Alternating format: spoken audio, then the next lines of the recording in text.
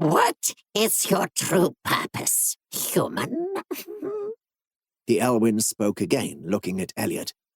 What is your heart's deepest desire? To fight for the salvation of Night Dawn and the freedom of its people, he replied. The elwin took a deep breath. Hatred has enveloped your heart. Yes, a hate as black as the shadows of the forest. Wait a moment, interrupted Dog. Your name is Gary. Why? By the 3 circles of fiery Gehenna. Is your name Gary? Grim felt Og wake from his snooze next to him. Oh, stop persecuting Gary, Og demanded drowsily.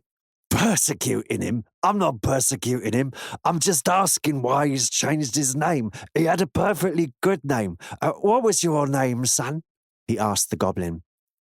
As she stepped out of the doorway, clutching her takeaway cup, I strode forwards, my eyes focused on the phone like every other human in this city. I'd planned the angle of our collision, the coffee set to spill to the side of her. I didn't want to burn any of that pale skin, at least not yet, but there must be no skin-to-skin contact.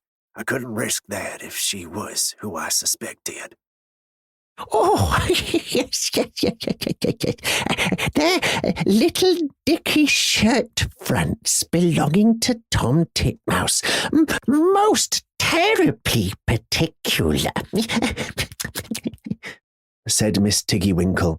Now, I've finished my ironing. I'm going to air some clothes. Yes. My mother gave birth before Walter could find her, he cried. And the rumors are true. When my mother and Emma learned that Walter knew where they were, they ended their lives by drinking poison. The Centaur's leader took on a pensive look. And where did you grow up? He asked after a few moments. My mother knew that Walter would find her.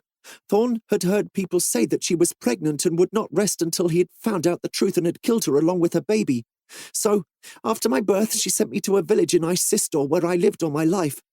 How did Reynolds Carford fall into your hands? You can't change your past. Trust me with your future. I will light the way. Hector collapsed to the cold stone floor and covered his head ashamed. I'll do anything you tell me. I'll go wherever you send me. Tell me how to fix the mess I've made. I've been trying to make things right, but I've made them even worse, taking on the traits of a man I swore I'd never be. Drinking helps me forget, but it's stolen my life away. I'm a miserable sinner, wasting all the opportunities I ever had. I've nothing to offer you. Sheathe your swords and holster your pistols. I have a tale that's waited 300 years to be told. If you like secrets, keep your ears open. This story is about the most successful pirate raid ever. Well done, my friend, well done. It is even more frightening than I had imagined. A menacing yet contented grin crossed Damien's savage face, a rare sight that few were fortunate enough to witness. The men deserve the glory they labored ceaselessly, Einar said. I must say, Damien, a part of me fears to see what such a weapon is capable of. The Warlord nodded solemnly. Indeed, but we have seen firsthand what King Beethard is capable of. Carry the visions with you always, and your resolve will never be blunted. Maybe the sight of ruin will be enough to force a quick surrender. Surely they'll lose their will to fight once the first stone flies. Reverend Goodson bowed his head in respect. Love be with you, Bernard, he whispered with sadness. Lucifer snarled. Love be with you, you make me sick. At least the fat angel had some fire about him. Look at all of you. Sniveling cowards hiding behind an old hippie. You still haven't got it, have you? He continued. God doesn't care for you, and he cares less for your constant begging and whining on bended knees.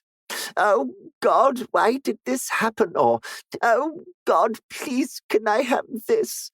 If God cared, why would he allow disease and famine? Why allow war and death? Why, I ask you, would he allow me? Nosy goose. I wanted to split a few rocks to find the precious metal that my kind requires, so as not to live an unsophisticated life, such as you uneducated savages do. Now my handsome locks are caught underneath and I can't get free. Oh, sure, of course you'd be giggling like a gaggle of geese. What would such an uncivilized brood know about high fashion?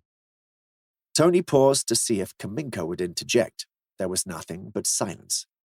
You and I both know, Major, that your life as a traitor to Russia will come to a brutal end shortly after arriving in Moscow. There'll be no hero's welcome, no debriefing or reassignment, not even a trial. You'll be lucky to get a funeral. Tell me now that you request political asylum in the United States, get in my car and live out your normal life in a safe location in the greatest country in the world. Kaminko finally spoke. And Nastasia. Tony quickly mulled over the words that would neither be a lie nor complete truth. Nastasia will be granted the same respect we grant you and can accompany you to the United States. Commander, I must have time to think, said Kaminko with the voice of a shaken and beaten man.